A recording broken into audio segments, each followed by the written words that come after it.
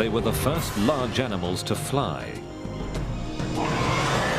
Their bodies were so bizarre that it's hard to imagine how they got into the air. They were pterosaurs, and they ruled the skies for 150 million years. I'm blown away by these animals. Pterosaurs are probably the weirdest animals that live on this world. They're the closest thing to living dragons the planet has ever seen.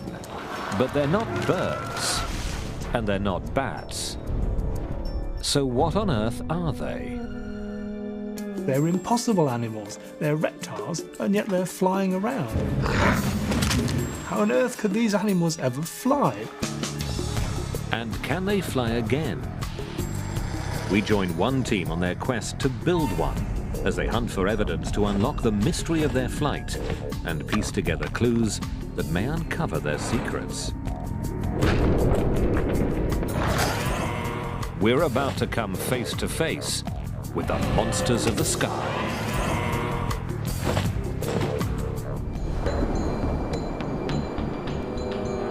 "100 million years ago, the Earth was a place in which many strange monsters swam and roamed. The planet was in the grip of giant reptiles, and the ancient game of hunt and kill played out on a scale we wouldn't recognize today.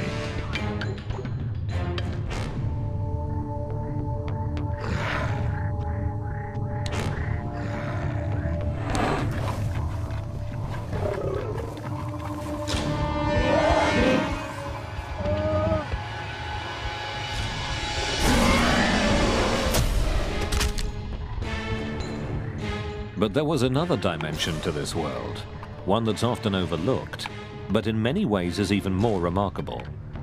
Our planet was also home to some incredible and mysterious creatures. Flying reptiles, some of them bristling with teeth. Pterosaurs.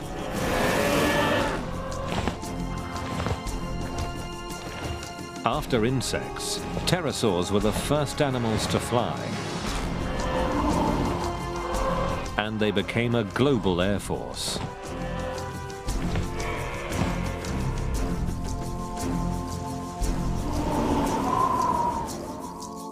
Pterosaurs appeared abruptly in the fossil record 220 million years ago. We still don't really understand how they evolved.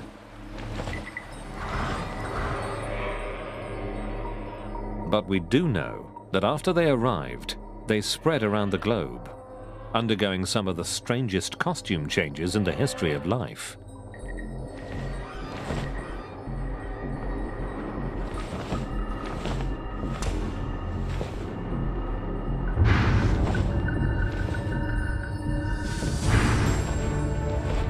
Some had short tails, others long.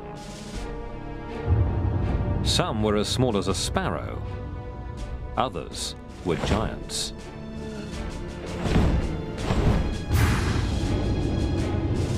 Many were covered with something like hair and sported flamboyant crests. They had outrageous jaws, fine-tuned for hunting. But for all their variety, it was flight that defined them. Somehow, these long-necked, gawky creatures not only worked out how to fly, they perfected the technique. 220 million years ago, this skill set them apart from every other large creature. Birds didn't even exist yet. But pterosaurs ruled the skies.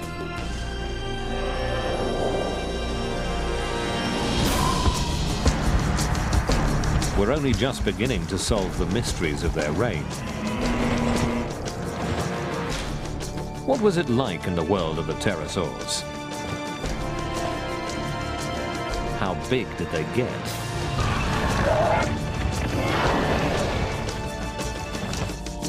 And how does an animal that resembles a broken umbrella get its ungainly body into the air and manage to fly?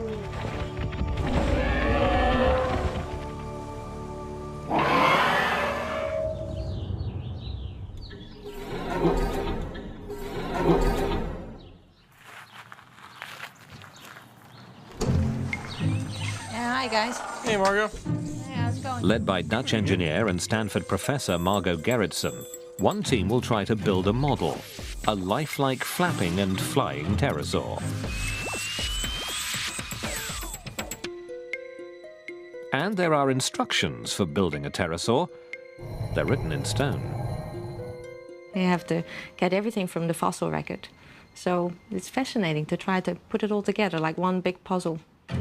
It was a beautiful design, something that's extremely hard to duplicate. It's going to be real challenging, Paul, because if you To work out how pterosaurs flew, we need to understand the strength of their bones and how they moved.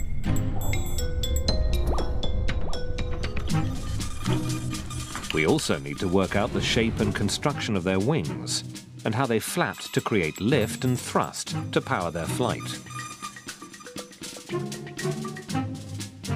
The Stanford model is in its early stages, more aircraft than animal.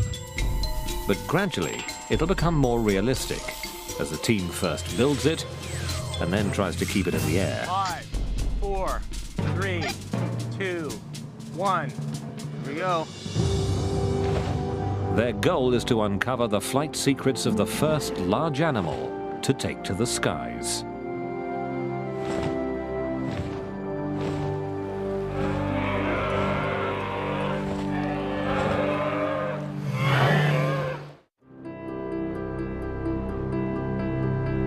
We used to think that birds and bats were the only big flyers in the skies.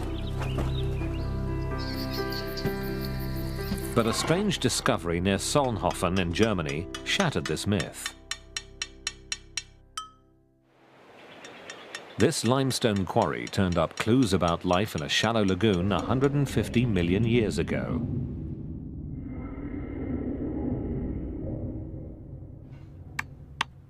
Less than 250 years ago, a quarryman here found something baffling. It seemed to defy explanation. Naturalists of the 1700s fumbled for answers based on familiar known creatures. Some thought it was a type of duck. Others believed it was a kind of bat. Yet others thought the wings would have been used for swimming underwater.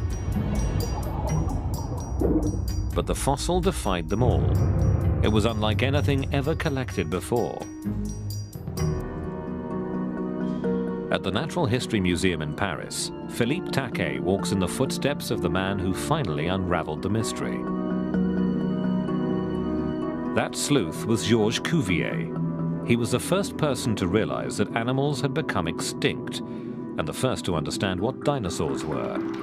And here, 2 centuries ago, he applied his forensic eye to the German fossil and blew the case wide open. Cuvier received a drawing of this strange petrified animal, and he realized suddenly that it was completely a new order of animal. It was a new branch on the tree of life.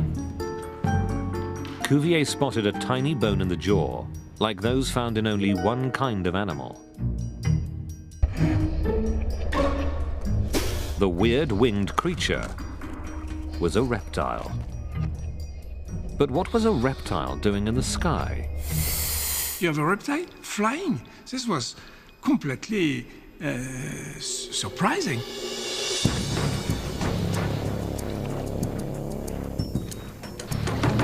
How could a cold-blooded, lethargic beast akin to a crocodile launch its bulk into the air?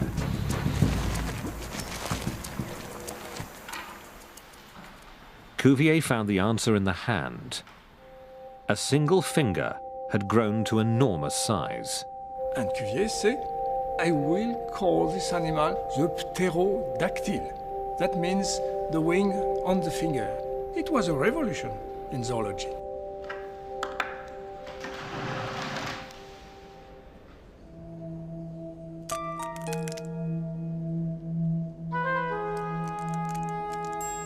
Cuvier could only imagine what it looked like when it took to the air.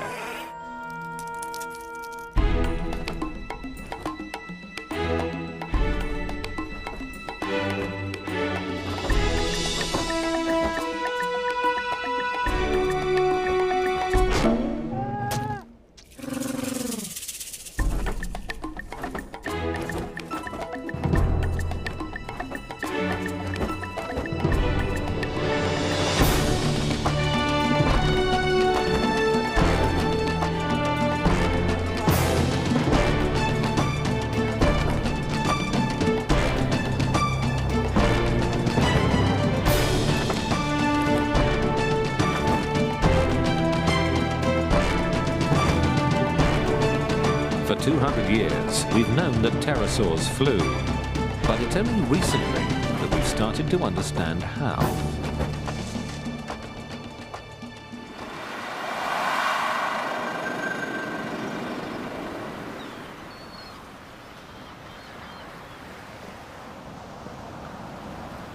It's easy to overlook what an incredible amount of skill it takes to fly.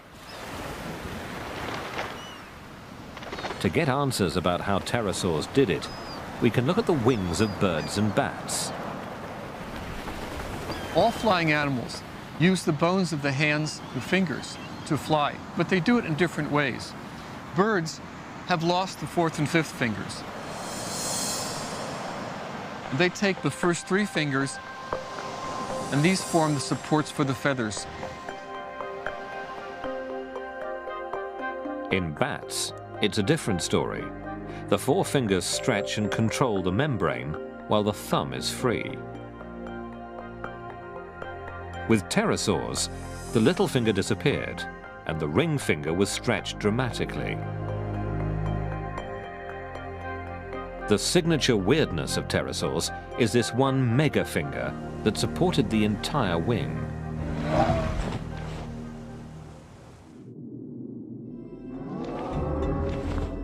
You see an animal that is like nothing else you've ever seen.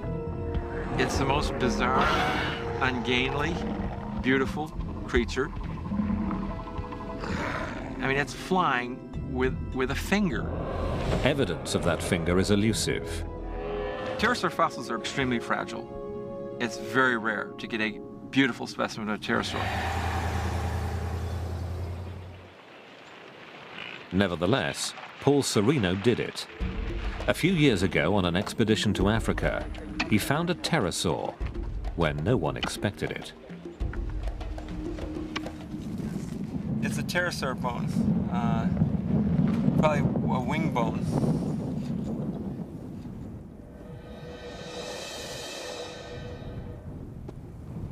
The sandstone's missing this end, but this end. Pterosaurs are virtually unknown from Africa. There were just bits and pieces recorded, and it really was an incredible discovery.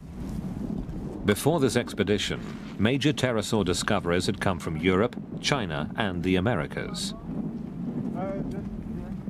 The discovery of our African pterosaur showed they had a global reach. They truly conquered every continent. When Serino found his pterosaur, he also found fossils of a heavyweight predator called supercroc. That's Sarcosuchus? This is Sarcosuchus, the giant crocodile of its jaw alone measured nearly 2 meters. One huge skull.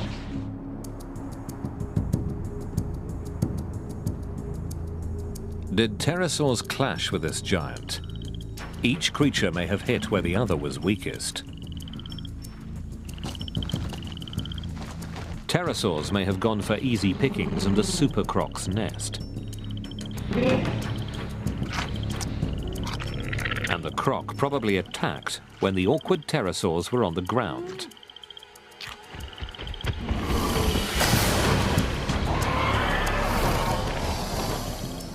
Investigators recently unearthed evidence of a similar conflict, the first of its kind ever discovered.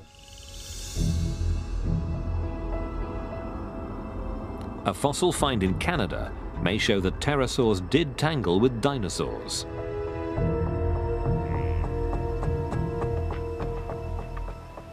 Dinosaur Provincial Park was once a North American Serengeti.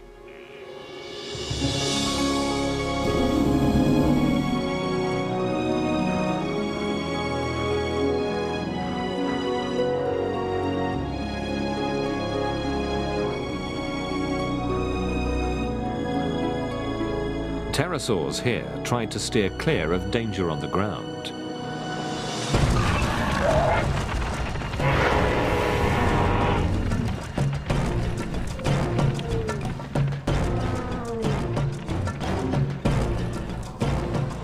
But they had to eat, and that meant landing.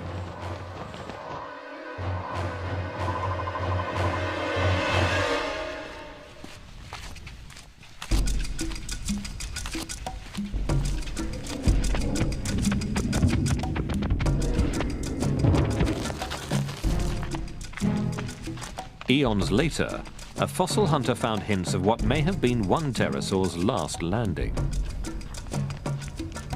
I walked around a corner and took a couple more steps and looked down, and there was this long, skinny bone. And I'm like, this is interesting. It was part of a pterosaur's megafinger, and fragile pterosaur fossils don't usually last long in the open air. Not only that, but the first bone led to several more. And then to an incredible discovery. A tooth from something like a velociraptor sunk into the pterosaur's shin.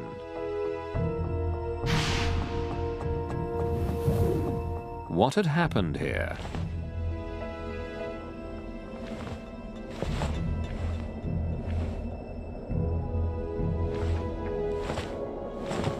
Below the pterosaurs, raptors were constantly on the hunt.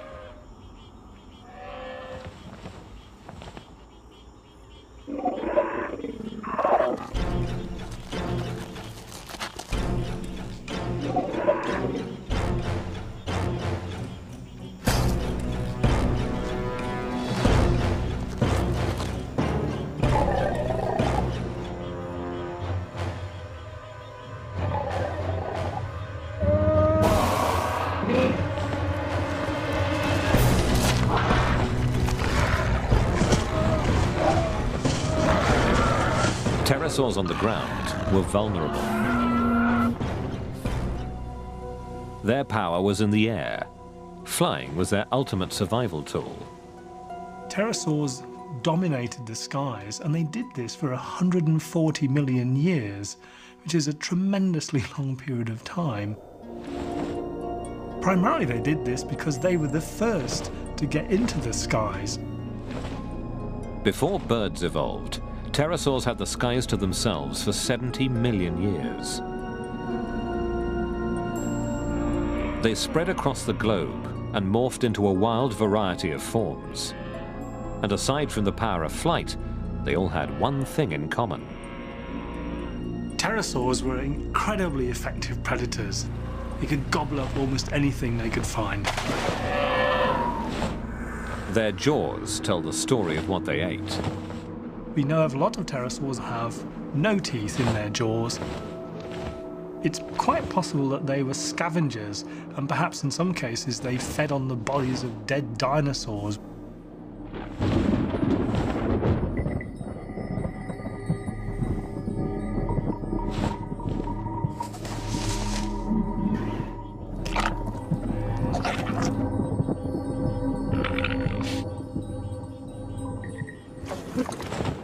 Many pterosaurs were aggressive hunters. Some were able to snare their fish on the wing. These big, long, sharp-pointed teeth basically are the tools of a fish catcher who wants to make darn sure that he grabs his prey when he sticks his beak into the water. One kind of pterosaur used a sieve of 1,000 teeth to strain for crustaceans. Other pterosaurs have long, sharp-pointed jaws which they use to lever shellfish off rocks or pluck them out of the sand. For all their variety of feeding techniques, pterosaurs were often found by water, shorelines, rivers and lakes. And water wasn't just a place to eat, it was also a place to be eaten. Tylosaurs, giant marine reptiles measuring up to 15 meters long, lived in prehistoric seas. And above them flew the nyctosaur. Its freakish meter-high head crest, as big as its wing, may have supported a kind of sail. To find prey, the nyctosaur had to fly low.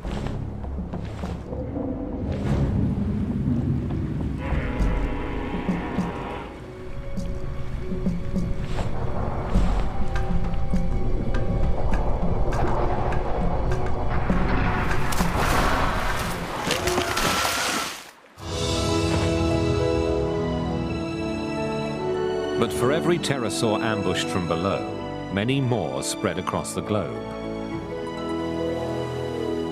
The 5-meter African pterosaur cast its shadow on duckbills.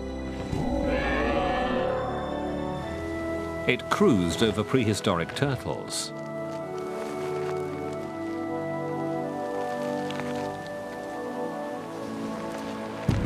But with every skimming flight over water, it risked being torn from the sky. So to avoid that fate, pterosaurs could not only fly, they could fly well, even at low altitudes. And the evidence of these aerial skills comes not from a new fossil wing, but from ancient tracks preserved in stone.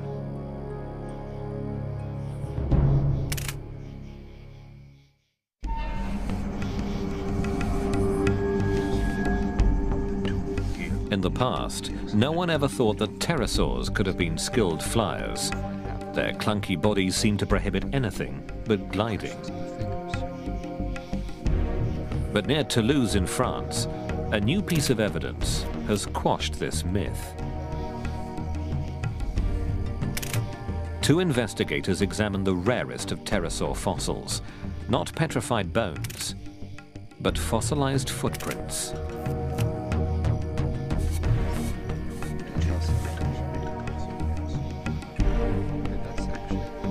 It's a unique site in the world.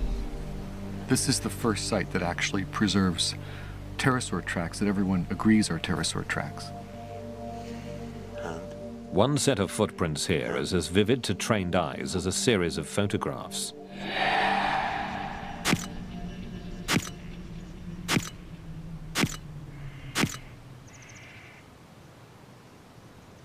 It's the only known record of a pterosaur landing, and how a flyer lands reveals how well it's able to control its flight.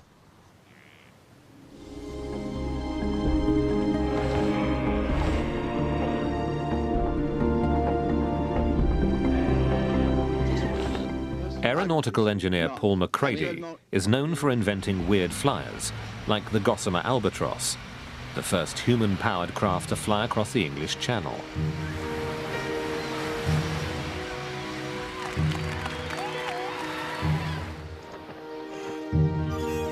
Captivated by pterosaurs, McCready set out in the 1980s to make the giant fly again.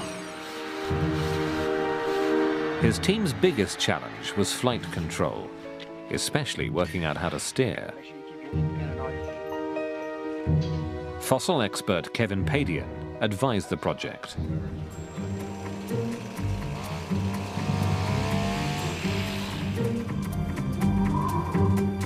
They were able to get it off the ground, get it up in the air. It was fantastic at the time. We now know that pterosaurs mostly relied on their incredibly sophisticated wings for steering.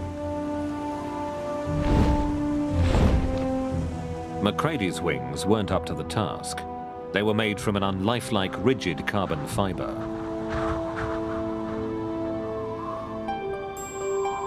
His solution to flight control was aeronautical. He created an aeroplane in pterosaur's clothing.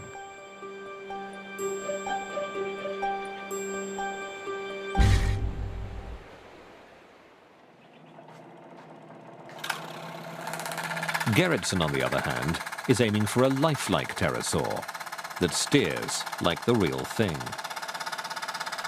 Really what's helping us most is that we know a lot more about pterosaurs.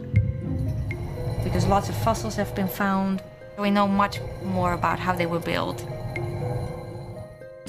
For example, fossil evidence shows that pterosaurs flew with their heads angled down, not parallel to the ground, as McCready's model did.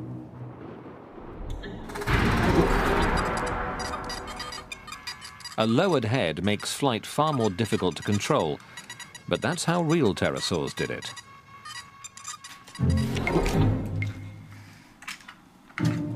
Weight is another challenge. The power-to-weight ratio governs all flight, and here the model has another advantage: new super-light components. The batteries are a lot lighter and very powerful, and that's helping us a lot. The batteries hold 15 times as much power per kilogram as Macready's did. The servo motors are also far smaller, lighter and more powerful. But the biggest difference is the wing. The goal is to solve the steering problem by copying the complexity of a real pterosaur's wing. Macready's wing had only a single moving joint, the shoulder.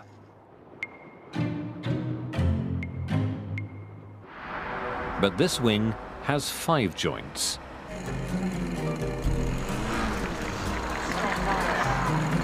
At a runway for remote-controlled aircraft, the model's wings are about to be tested.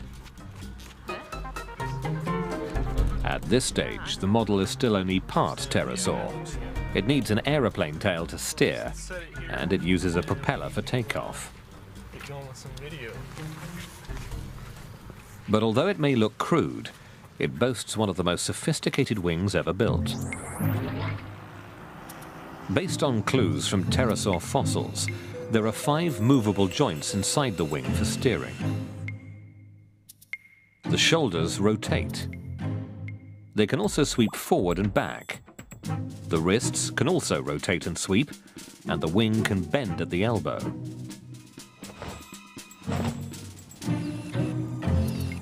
The object now is to experiment with these joints.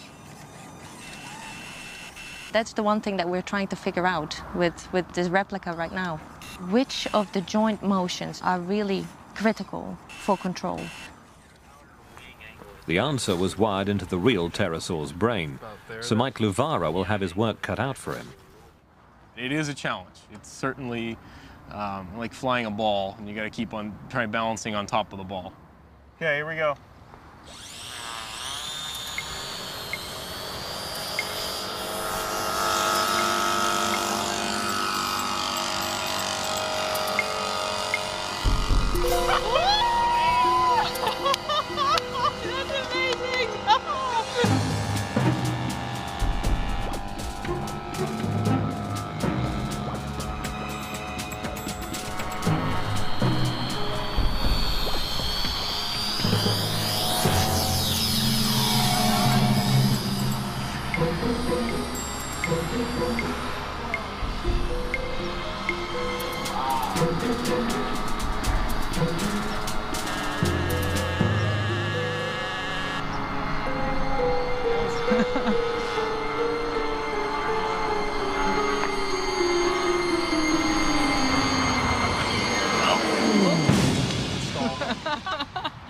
Oh well.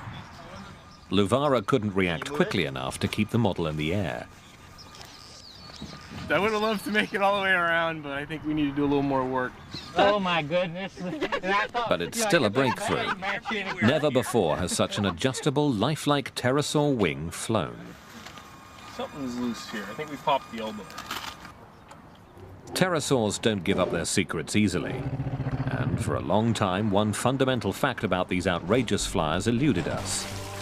Were pterosaur babies born live, like some snakes or lizards, or did they hatch from eggs? This question was answered only recently. In China, 2 paleontologists uncovered a fossil of a tiny curled-up pterosaur.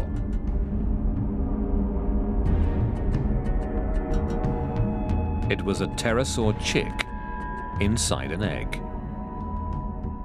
The discovery of the egg was probably the find of the century, because this tells us something about pterosaurs, about how they reproduced, of which we had absolutely no information before. It was pure speculation, and suddenly here we have an egg. This still doesn't tell us when young pterosaurs began to fly, but Dave Unwin has a controversial theory. Evidence shows that many baby pterosaurs died far from the nest. We find the fossil remains of these individuals miles out at sea. And the only way they could get there is if they were actually flying animals and they got caught in a storm, ended up dead in the water and were buried in the sediments at the bottom. Could pterosaurs have been able to fly right after hatching? Newborn birds and bats can't because they're awkwardly proportioned.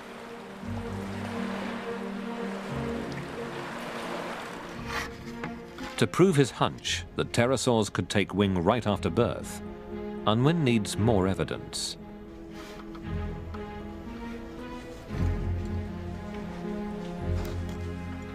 He's assembled a rare series of fossils, the same kind of pterosaur at 3 different ages.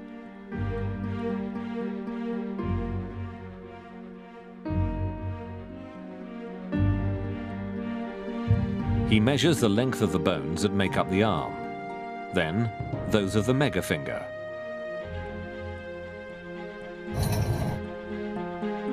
Unwin finds that the arm and the megafinger grow at the same rate. So the proportions of the wing don't change. He also measures bones that have nothing to do with flying, like the beak, and finds that these proportions do change. So only the flight-critical bones keep the same ratio. The evidence about pterosaur hatchlings now comes together. They have all their forelimbs, they have their wing membranes. These tiny little pterosaurs could fly.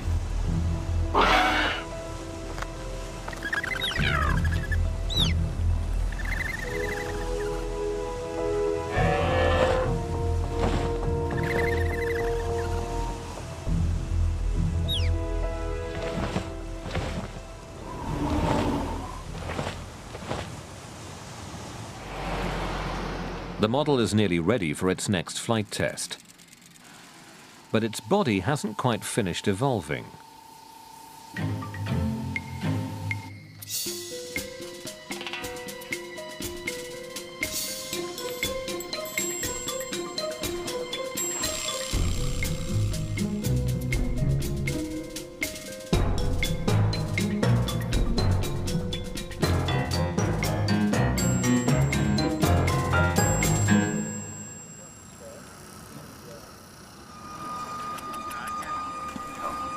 It looks so real. After its makeover, the replica is so lifelike that it's given a name. Herky, short for Hercules.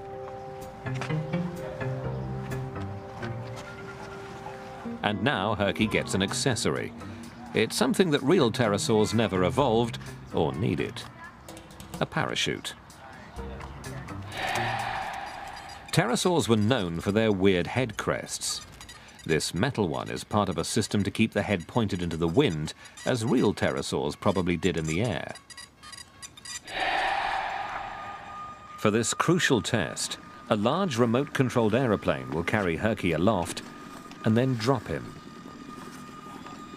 You want to check it? This is going to be our first flight with fur on the wings. It could go unstable, but I think in generally we're going to be quite all right with it. This is close to being the weirdest thing I've ever flown. Herky must rely on Michael Luvara's reflexes. A real pterosaur had a big advantage, a flight computer, its brain. A new discovery suggests that its brain could make precise micro-adjustments of the wing many times a second. In a major breakthrough, recent X-ray scans of their skulls revealed faint imprints of pterosaur brains. Pterosaurs had huge balance organs that were able to measure tiny changes in pitch, yaw, and roll. A large part of the brain helped keep the pterosaur's eyes steady during quick maneuvers, a skill critical for hunting. Controlling flight also required gathering data from the wing as well as from the arm and leg joints that kept the membrane taut.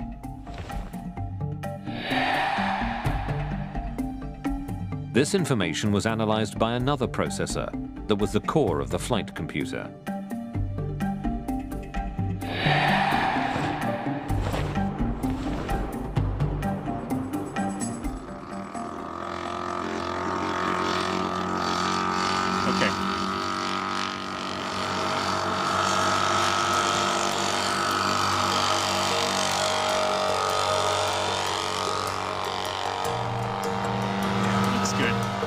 With Luvara filling in for Herky's brain and a second pilot controlling the mothership, a gliding test of Herky's lifelike wing begins. Altitude. Okay, one more lap. The pterosaur will be released at a height of over 200 meters. Okay, countdown to launch. 5, 4, 3, 2, 1. Now. The drop is clean, but the next step is critical. The head, pointing straight ahead for takeoff, must be angled down into a realistic position.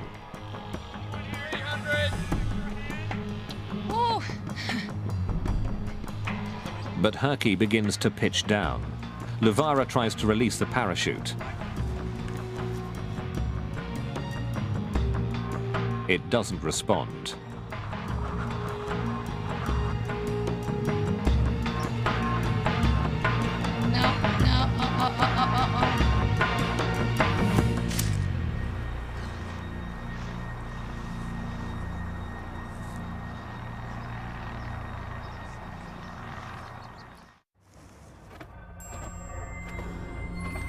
The reason for Herky's failed flight can be found by once more looking at birds and bats. They're the only two large animals alive today to have mastered a particular wing motion that keeps them in the air. It's called the flight stroke. If you want to get up in the air, you have to do a certain kind of motion with your arms. And you can't just flap like this, it doesn't work. It actually requires a stroke that's down and forward, up and back, down and forward, up and back. Pumping wings at high power for a long time is something that only warm-blooded creatures like birds and bats can do. They have a racing metabolism, the equivalent of a V8 engine. Taken to the air requires a lot of energy, and it requires sustained energy. If you want to stay up in the air, for safety's sake, you better be able to have a good energy reserve. Otherwise, you run out of gas and fall down in the middle of a big flight. It's not good for you. But pterosaurs were reptiles, and all living reptiles are cold-blooded. Could pterosaurs have been warm-blooded reptiles? There's a convincing clue to suggest that this may have been the case. A fossil recently discovered in Inner Mongolia shows a pterosaur that had fur not only on its wings, but on its body. This was also an animal with a big motor, but only warm-blooded beasts need fur to conserve heat. They're burning energy like mad, and they're able to burn that energy in bursts when they really need to. Something about that kind of lifestyle requires a physiology like a bird that is burning fast and hot. Maybe pterosaurs would have felt warm if you touched one. They were everything but like today's reptiles.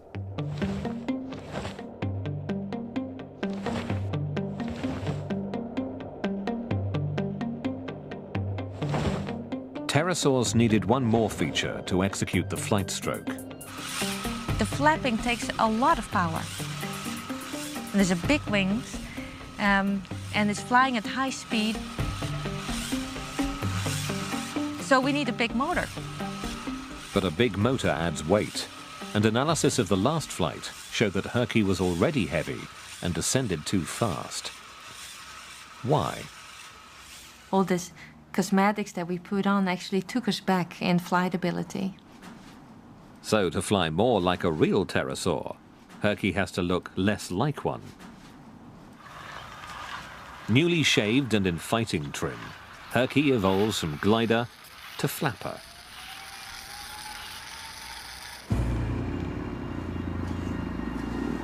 Herky's been worked over, crash-tested and refined.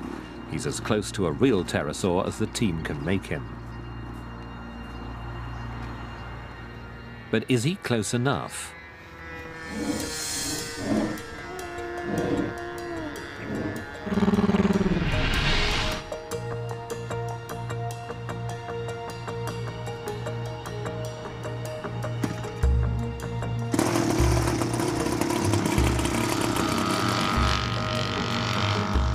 On a wing finger and a prayer, Herky takes off for the last time.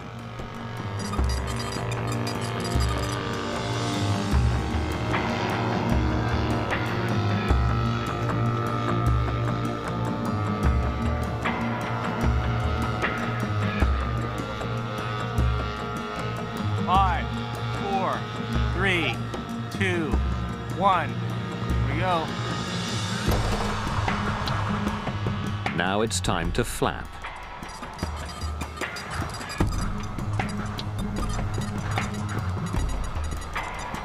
But after a single flight stroke, the wings jam.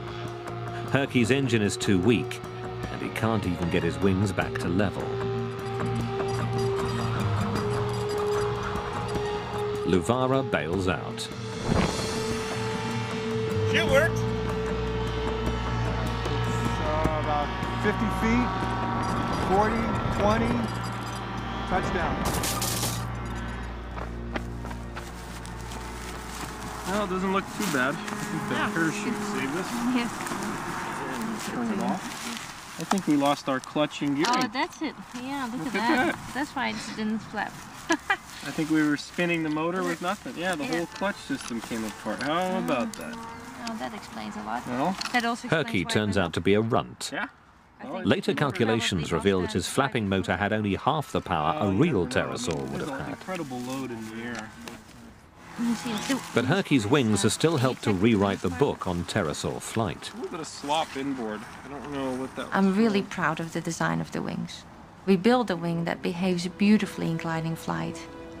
We can control the shape, and by controlling it, we can steer the pterosaur. So that's been fantastic. The real animals set an almost impossibly high standard.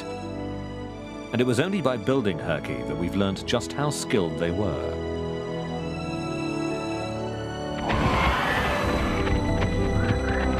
They had the power of flight, and they used it to conquer the globe.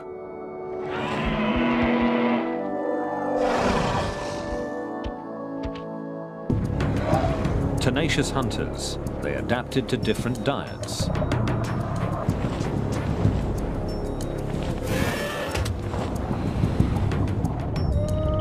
They filtered, probed, scavenged, and in a tour de force of flight control, even grabbed fish on the wing.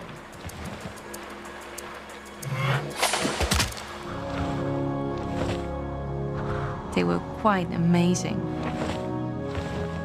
Compared to every living animal that I know, every living flyer or man-made flyer, I think the pterosaurs beat them all.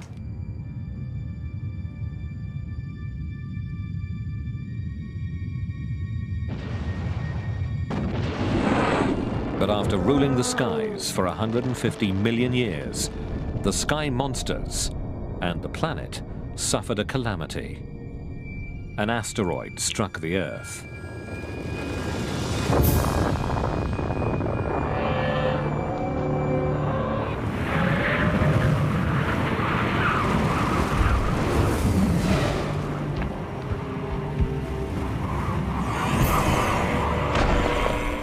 One theory suggests that the aftermath wiped out the dinosaurs.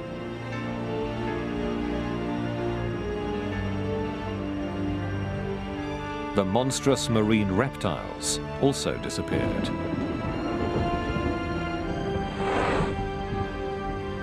And pterosaurs, the master flyers, were gone forever.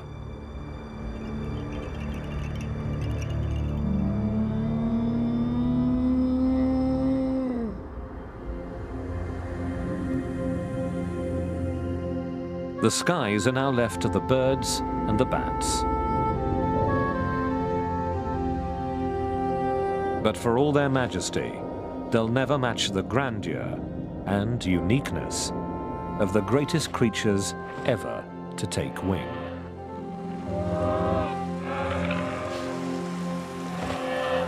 Dragons, of course, are fantastical creatures.